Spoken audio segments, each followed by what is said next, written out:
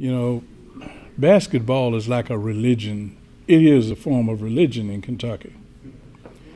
So every barbershop, everywhere you go, they just got coaches all over the place. People know everything there is to know about talent, recruiting, you know, who can do this, how high they can jump, their vertical, whether they can cross over beneath, whether they need to be on the wing or posting up or whatever.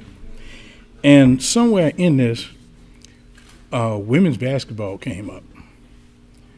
And somebody said, you know, that lady that's over at Iroquois can seriously play.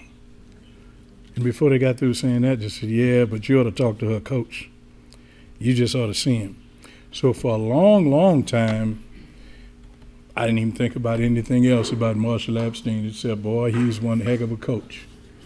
And then I found out that when he played, he had done some serious damage to the record books at Shawnee High School. And then I checked to see. But then later on, after we had already found out that Marshall was a veteran, I opened my paper up one day, and there he was right on the front page of the paper, just full blast. And I said, what?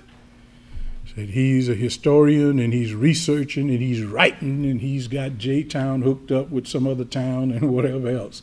So, Mr. Abstein, would you come up and bless us with some of your historical knowledge? I don't claim to have the background, but it's good for us to be surrounded by people that do know as much as can be known about the history of the Commonwealth, the where people started, how they are.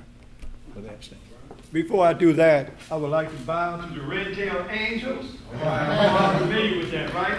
So you know I know what I'm talking about, right?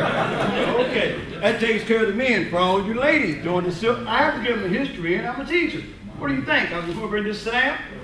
This is a sister named Elizabeth Bowser. She worked in Jeff Davis, the president of the Confederates' home. And she took secrets to the Union. And that's how we beat them. It wasn't that smart, no way, but that's how they found out. Now, some people say, well, how do you get this information? Well, I was an African American history teacher for 30 years. It's up to me to dig this information up.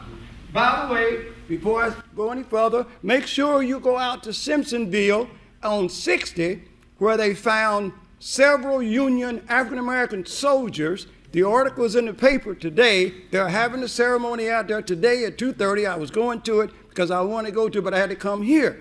But make sure you go out 60, and just before you get to Simpsonville, they have really uplifted that. The Union soldiers, the Confederate soldiers, caught those brothers. They killed them, and they put them in mass graves and just covered them up.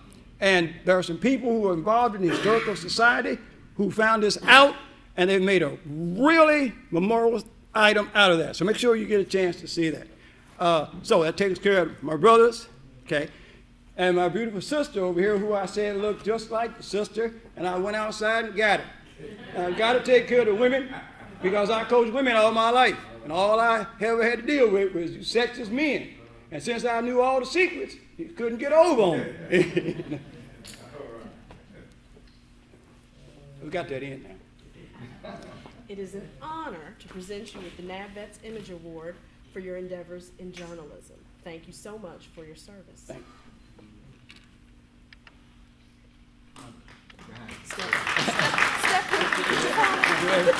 Step.